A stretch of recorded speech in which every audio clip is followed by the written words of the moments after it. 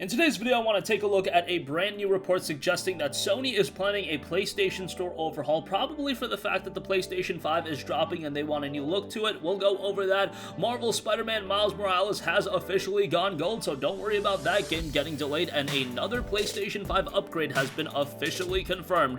We'll take a look at that at the end of this video. But first of all, according to Push Square, Sony has notified developers about an upcoming overhaul in the PlayStation Store, which is said to include only PS5 and PS4 games. Remember, on the PlayStation 5, we won't be able to buy games from the PlayStation 3, PlayStation Portable, and PlayStation Vita from anywhere other than the console store itself. As the report suggests, the new PlayStation Store will be available through smartphones and the web in addition to consoles, so it looks like they're trying to revamp all the other platforms that they do offer the store. If you go on the web, I believe you can buy PlayStation 3, PlayStation Vita, and PlayStation Portable games in the foreseeable future. That is no longer going to be a possibility, and let's say you want PSP games, you'll probably be able to buy them on the PlayStation Vita, but as far as buying them on the web or say your smartphone app, that probably won't be possible. If the report turns out to be true, the PS4 apps, themes, and avatars will no longer be available through mobile and web as well. Sony's user interface on the PlayStation console has always been known for its simplicity. If you look at the PlayStation 4 comparatively speaking to the Xbox One,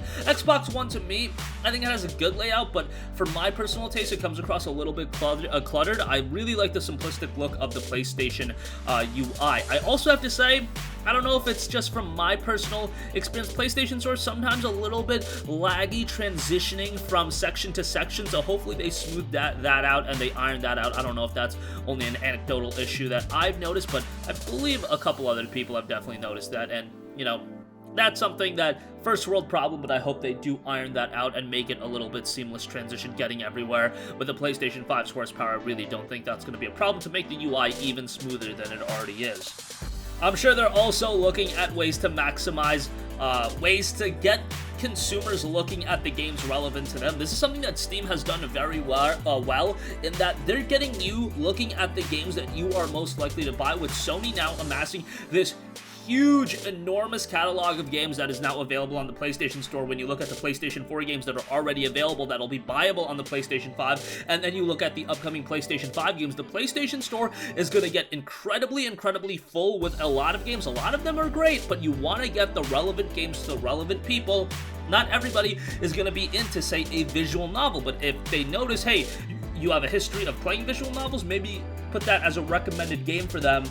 Or hey, you have a lot of Japanese RPGs in your history, maybe put a Japanese RPG that they haven't heard about as a recommended title. Just things like that, I think, is effective not only for the consumer and finding out about games that they don't know about, but also for Sony's bottom line, you're getting the consumer to look at games that otherwise they might have not heard about, and ultimately they might end up buying it, and that means more money in your bank account. Nevertheless, for a lot of people, the PlayStation Store is going to be incredibly important next generation, because I know a lot of you guys are opting to go with a digital console. I wanted to get a digital console, but unfortunately, the digital console was seemingly all sold out when I was looking at it, so I ended up getting a physical console. Not the end of the world. Hey, maybe I'll buy a couple physical games here and there, whatever the case may be. But yeah, $400 definitely going to be more palatable for people than $500. Nevertheless, PlayStation Store update rumored to be for next month. Alright, moving on from that, one of the games so many people are probably going to pick up day one on the PlayStation Store is Spider-Man Miles Morales, the standalone expansion to Spider-Man. It is going to be $50 for the regular edition, $70 for the Ultimate Edition, and Insomniac Games over on Twitter noted,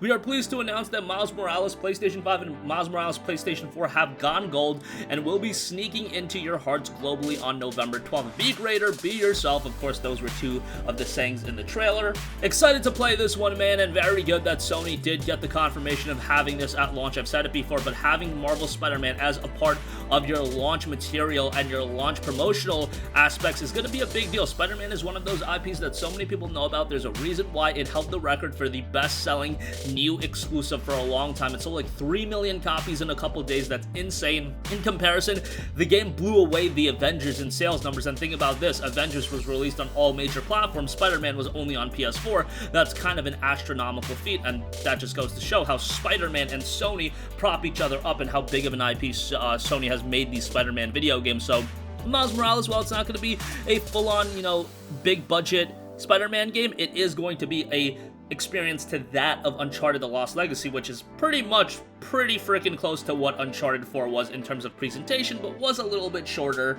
So I'm still excited to see where this ultimately pans out. Lastly, I do want to note that For Honor PlayStation 5 and Xbox Series updates have been announced, playing 4K resolution at 60 frames per second. They note improved water reflections, improved distance, level of detail, improved shadow resolution, improved texture filtering, 4K resolution on PS5 and Series X, and then 1080p on Series S, and 60 frames per second on next generation consoles for the start of Year 4 Season 4. So that's exciting for those of you that are into For Honor.